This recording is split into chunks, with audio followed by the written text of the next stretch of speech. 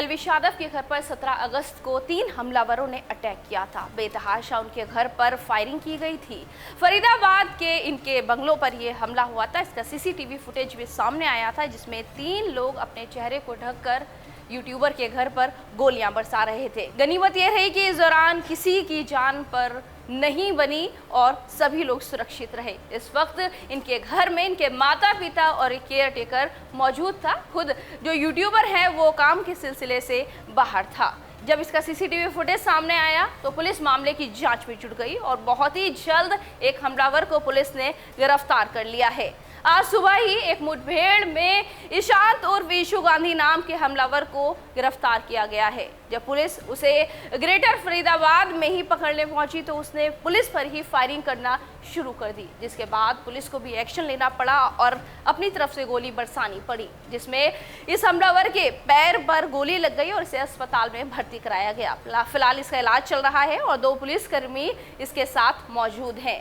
इस सफलता के बाद उम्मीद की जा रही है कि पुलिस इस मामले से जुड़े हुए तमाम सारे अंदर की बातों को बाहर निकालने में सफल होगी। आपको बता दें, जब यूट्यूबर के घर पर हमला हुआ था तो अमेरिका में बैठे हिमांशु भाऊ ने इसकी जिम्मेदारी ली और कारण बताया कि जो यूट्यूबर है एल्विश यादव वो सट्टे का प्रमोशन करता है, लोगों को बर्बाद करने की कोशिश कर रहा है, इसकी वजह से उसने ये हमला करवाया है। उसके गुर्गों ने ही ये गोली बरसाई है। सोशल मीडिया पर आकर हिमांशु भाऊ ने इसकी जानकारी दी थी। तभी से पुलिस इस मामले की जांच में जुटी हुई थी और लगातार कोशिश कर रही थी कि कोई ना कोई सुराग हाथ लगे। और पुलिस के हाथ में जो थे सिर्फ एक सीसीटीवी फुटेज था, इसी की मदद से वो हमलावर तक पहुंची।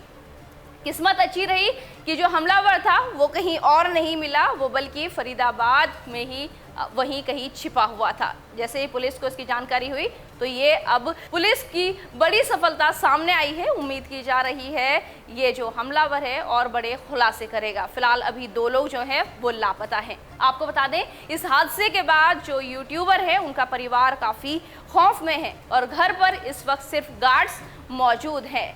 खबरें तो यहाँ तक आई कि एल्विश यादव की मां का 2 दिन पहले ही जन्मदिन था। यूट्यूबर हमलावरों की वजह से ही अपने घर पर नहीं पहुंचे और ऑनलाइन ही उन्हें अपनी मम्मी को बर्थडे विश करना पड़ा। आज से पहले उन्होंने ऐसा नहीं किया। हालांकि इसकी वजह जो यूट्यूबर ने बताई वो अपना काम बताया कि काम की वजह से वो अपने घर पर नहीं पहुंच सके हैं। आपको बता दें, एल्विश यादव जो है सिर्फ एक फेमस यूट्यूबर नहीं है, वो सिर्फ लोगों को रोस्ट नहीं करते बल्कि उनके नाम के आगे कई सारे विवाद जुड़े हुए हैं।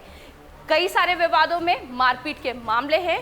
मशहूर यूट्यूबर मैक्सटर्न है, इनकी इन्होंने ज़बरदस्त पिटाई की थी, जिसके बाद FIR तक एल्विश यादव के खिलाफ दर्ज हो गई थी। लेकिन उसके बाद ये मामला समझौते के तौर पर निबट गया था। लेकिन फिर इनका नाम जुड़ा था वो सांप के जहर के मामले से जुड़ा था। इन पर आरोप लगे कि इनका जो फार्म हाउस है यहाँ पर सांप के जहर का इस्तेमाल होता है और यहाँ पर रेव पार्टीज होती हैं। इन पार्टीज में एल्विश यादव बाहर से सांपों को मंगवाते हैं और इन्हीं के सांपों से लोग नशा करते हैं। ये विवाद काफ़ी बड़ा था, जिसकी वजह से पुलिस इस मामले की जांच कर रही थी और इसी के चलते एल्विश यादव को 7 दिनों की जेल की हवा भी खानी पड़ी थी। फिलहाल इस मामले पर अभी भी जांच चल रही है और यूट्यूबर बाहर है।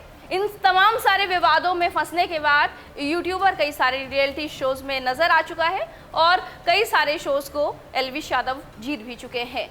बिग बॉस OTT सीजन 2 का विनर रहना हो या फिर MTV के रोडीज शो में उनकी टीम का जीतना हो या फिर लाफ्टर शेफ सीजन 2 को जीतना हो, ये सारी की सारी उनकी जीत जो है वो बता रही है कि यूट्यूबर सिर्फ एक सोशल मीडिया स्टार नहीं बल्कि धीरे धीरे वो टीवी की दुनिया के बेताज बादशाह बनते जा रहे हैं। लेकिन जिस तरह से उनके घर पर हमला हुआ उसने सभी को सकते में डाल दिया है। अभी हाल फिलहाल के दिनों में कई सारे लोगों पर हमला हुआ है। इसमें एक फजलपुरिया नाम के सिंगर है, उनके ऊपर भी हमला हुआ था। इसके साथ साथ रोहित नाम के व्यक्ति की भी हत्या कर दी गई थी। आपको बता दें, कई सारे ऐसे गैंग हैं जो कि हरियाणा में चलते हैं और जो इन्हें रन करने वाले हैं वो हरियाणा से बाहर बैठे हुए हैं, यानी कि देश से बाहर बैठे हुए हैं। हिमांशु भाऊ का नाम भी इनमें से एक है। वो अमेरिका में बैठकर अपने गुर्गों से ये काम करवाता है और एल्विश यादव पर हुए हमले की जिम्मेदारी भी उसी ने ली थी। लेकिन अब हमलावर का पकड़ा जाना पुलिस के लिए एक बड़ी सफलता है, क्योंकि इस मामले से जुड़ी हुई